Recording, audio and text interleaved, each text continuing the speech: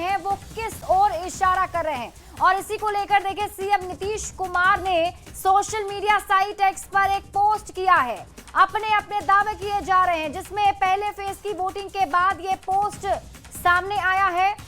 उन्होंने लिखा कि रिकॉर्ड मतदान के लिए हृदय से धन्यवाद। जल्दी से आपको सीएम नीतीश कुमार का ये पोस्ट दिखाते हैं। देखिए बिहार के लोगों का हृदय से धन्यवाद उन्होंने लिखा है अपने पोस्ट में। और इसके साथ ही वो आगे लिखते हैं कि बिहार ने अभूतपूर्व तरक्की की है और अब ये समय है बिहार को विकसित बनाने का।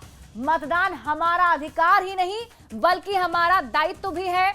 और इसी के साथ उन्होंने आगे लिखा कि 11 तारीख को भी इसी उत्साह के साथ मतदान करना है और बिहार के लोगों का धन्यवाद कर रहे हैं सीएम नीतीश कुमार, क्योंकि 64% से अधिक मतदान इस बार हुए हैं। और चलिए आपको सीधे लिए चलते हैं मोतिहारी के केसरिया, जहां पर सीएम नीतीश कुमार की जनसभा भी हो रही है। जिले में कराए गए कार्य, यहाँ के लिए जो भी काम किया गया, अब उसमें क्या था जो पहले वर्ष था, तो 2005 से पूर्व पहले बड़े पैमाने पर अपराध होते थे और झगड़ा झंझट होता था। पहले की सरकार ने कुछ नहीं किया। पहले वाली सरकार के बारे में पहले अभी बता दिए, वो कोई काम नहीं किया और हम लोग सब तरह का काम शुरू से कर रहे हैं। अब कानून का राज है। हम लोगों ने यहां सभी विकास काम करा दिए हैं, जिसमें से महत्वपूर्ण काम निम्न है। पूर्व से संचालित इंजीनियरिंग कॉलेज में भवनों का निर्माण कराया गया। पॉलिटेक्निक संस्थान की स्थापना की गई, जो अपने नव निर्मित भवन में संचालित है। और महिला आईटीआई एवं सभी अनुमंडलों में आईटीआई की स्थापना की गई। मोतिहारी में मेडिकल कॉलेज एवं अस्पताल की स्थापना की गई। जीएनएम संस्थान एवं पारा मेडिकल संस्थान की स्थापना की। हम मोतिहारी में 2000 क्षमता के चंपारण सभागार का निर्माण कराया गया।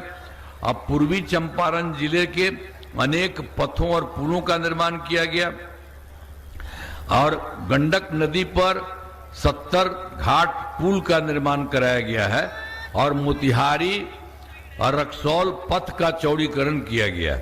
अब वर्ष 2017 में भी चंपारण सत्याग्रह का शताब्दी वर्ष के रूप में मनाया गया। अपने कार्यक्रम आयोजित किए गए। अब साथ ही राष्ट्रपिता महात्मा गांधी बापू के से संबंधित सभी स्थलों का विकास किया। हम तो यहाँ भी आते ही थे, रहते ही थे, वही करने के लिए उनके साथ थे। सब कुछ किया गया। और यहाँ पर जो पूर्वी चंपारण है, इसमें तो हम तो सबको चाहते थे करना। अब जहाँ हुआ था वहाँ जगह नहीं हो रहा था, लेकिन अब सब कुछ करवा रहे हैं। तब आपके यहाँ तो पूर्वी चंपारण में 271 पंचायती राज संस्थाओं का हुआ है। तब बचा हुआ है कुछ, तो बचे हुए पंचायत सरकार भगनाओं का काम तेजी से चल रहा है और लगता है कि इसी साल पूरा का पूरा हो जाएगा। तो कोई चीज बचेगा नहीं, सब तरह से होगा। तो बिहार विधानसभा चुनाव के दूसरे चरण के दंगल के लिए पूरी तैयारी की जा रही है और चुनाव प्रचार जारी है, जहां से नीतीश कुमार अभी एनडीए के पक्ष में माहौल बनाते हुए नजर आ रहे थे। बढ़ते हैं आगे और बात अगली खबर की करेंगे। जेडीयू के राष्ट्रीय कार्यकारी अध्यक्ष संजय झा ने भी एक पोस्ट किया है और सोशल मीडिया एक्स पर उनका भी एक पोस्ट आया है।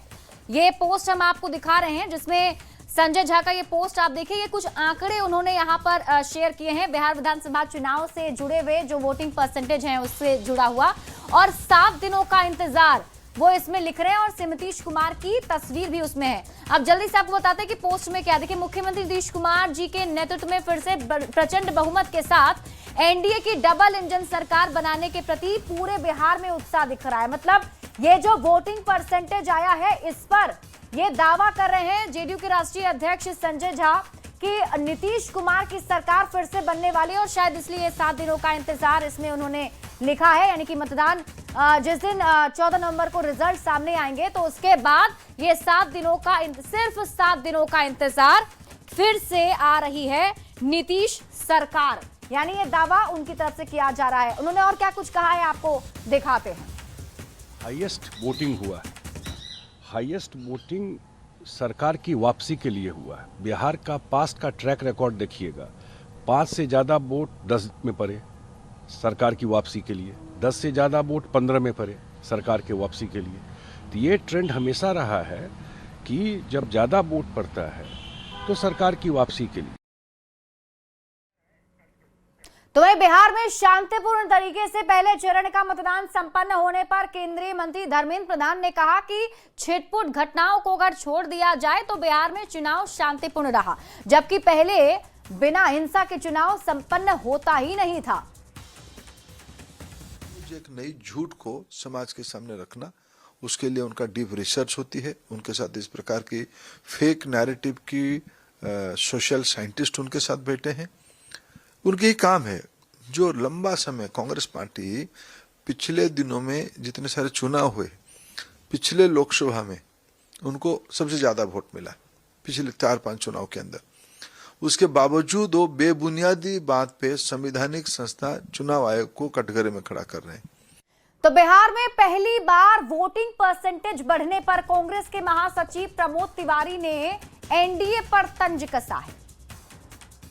वाले हमेशा कहते रहे हैं कि जब ज्यादा पोलिंग हो, निकाल के उनके पुराने बयान लाइब्रेरी से देख लीजिए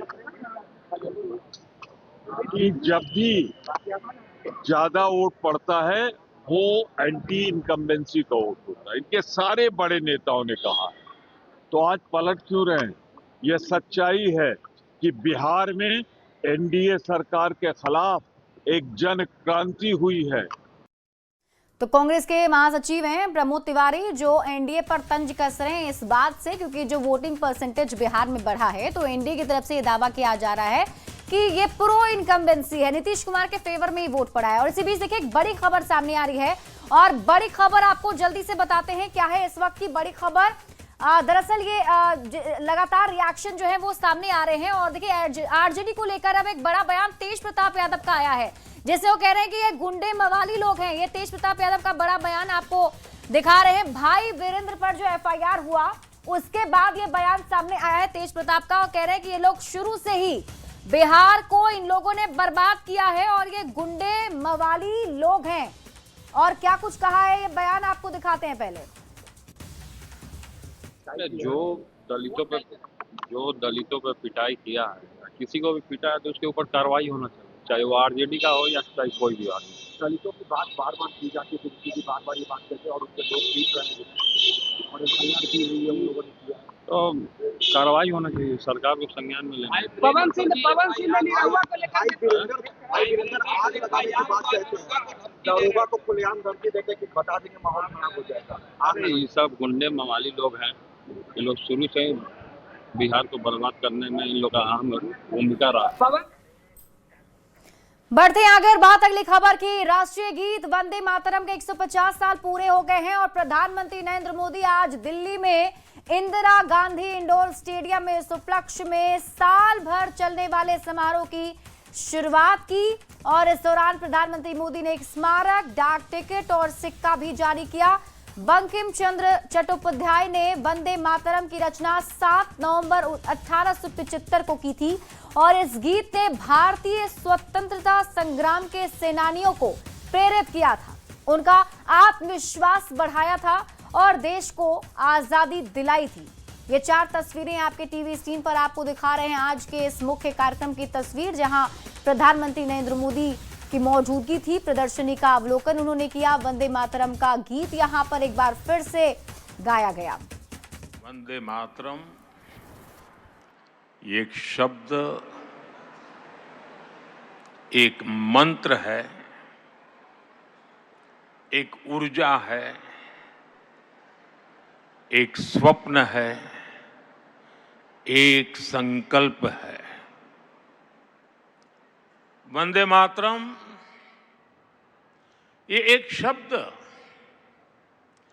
मां भारती की साधना है, मां भारती की आराधना है। वंदे मातरम ये एक शब्द हमें इतिहास में ले जाता है। यह हमारे आत्मविश्वास को, हमारे वर्तमान को आत्मविश्वास से भर देता है और हमारे भविष्य को ये नया हौसला देता है। और सिर्फ दिल्ली में ही नहीं बल्कि बिहार की राजधानी पटना में बीजेपी दफ्तर में भी इस मौके पर एक भव्य कार्यक्रम आयोजित किया गया, जिसमें केंद्रीय गृह मंत्री अमित शाह शामिल हुए। इस मौके पर बीजेपी दफ्तर में विशेष प्रदर्शनी भी लगाई गई।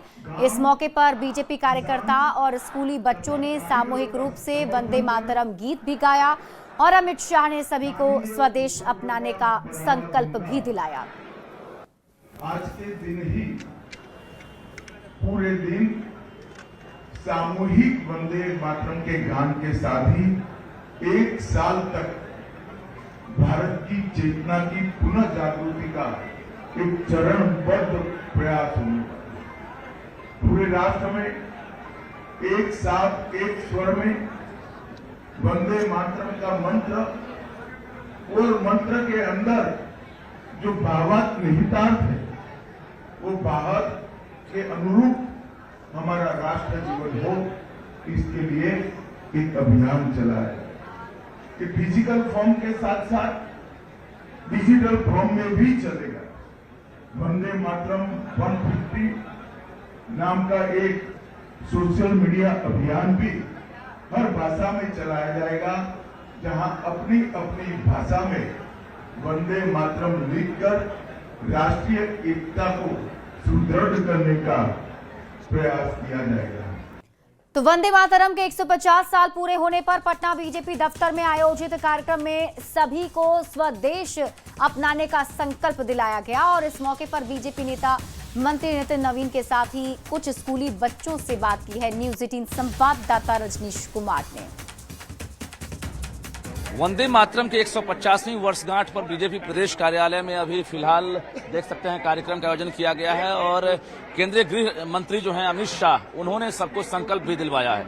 तो हमारे साथ तमाम स्कूली छात्र छात्राएं हैं, साथ में बांकीपुर के विधायक नितिन नवीन भी हैं। क्या कहेंगे अभी जो संकल्प दिलवाया गया है? मैं मानता हूं कि 150 वर्ष वंदे मातरम का जो मनाने का शुरू हुआ है, निश्चित रूप से एक एक भारतीय में स्वदेशी की जागृति और वंदे मातरम मतलब अपने वतन को मातरम को अभिनंदन करने का ये शब्द आज हमारे लिए एक एक व्यक्ति एक एक भारतीय के लिए कह सकते देशभक्ति का एक अनूप है जो उसके देश में बसता है। क्या संकल्प लिया कि हम लोग स्वदेशी चीजों को मतलब इस्तेमाल करेंगे, ना कि विदेशी चीजों का। ये हम लोग ने आज संकल्प लिया है अमित शाह द्वारा। 2047 तक देश क्या होगा? स्वदेशी चीजों से ज्यादा इस्तेमाल करेगा, ना कि विदेशी चीजों का। क्या नाम हुआ आपका? रिया जी, बताइए क्या संकल्प लिया आप लोगों ने? हम लोग ने संकल्प लिया है अमित शाह द्वारा कि हमें ज्यादा से ज्यादा स्वदेशी चीजों को उपयोग करना है और विदेशी चीजों का इस्तेमाल कम कर देना है, ताकि हमारे जो इंडियन चीजें हैं उसको हम लोग ज्यादा सपोर्ट कर सके और उनको बढ़ावा देकर आगे बढ़ा सके। क्या संकल्प लिया है? जरा हाथ उठाकर बताइए आप लोगों ने क्या संकल्प लिया है?